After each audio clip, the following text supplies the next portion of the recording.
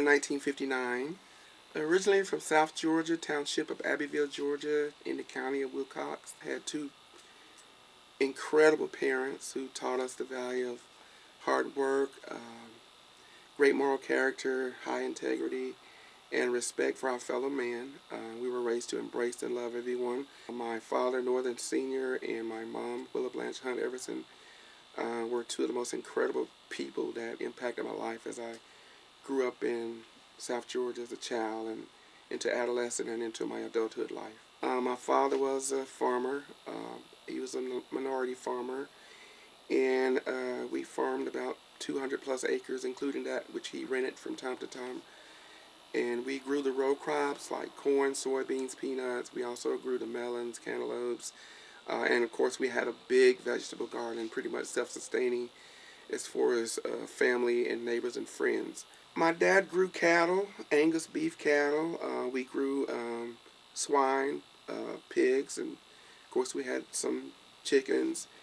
And he grew row crops like the corn, the peanuts, soybeans, cotton, and other row crops.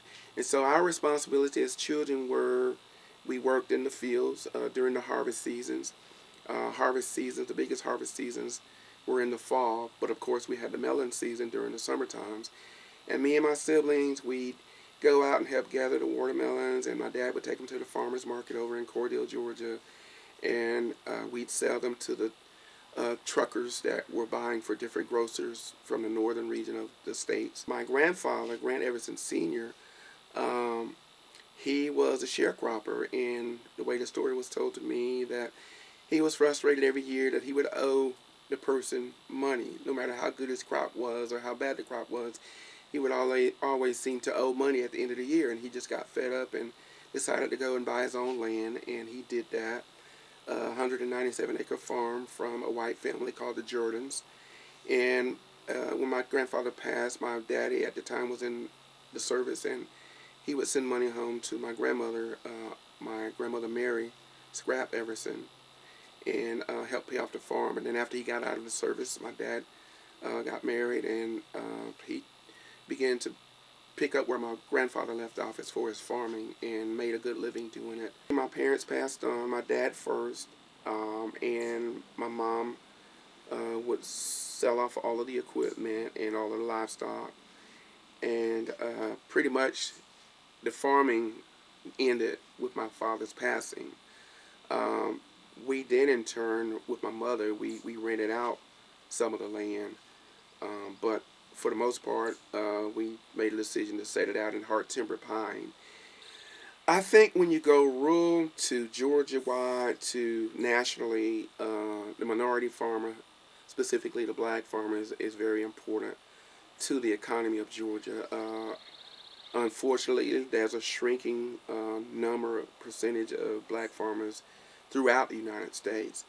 And that's why, as a family, we cherish what we've been able to do with the farm as far as preserving it and maintaining it within the family lineage, which was my grandmother, my father, and my mother's wishes. I think farming from historical times has always been a vital part of the American economy.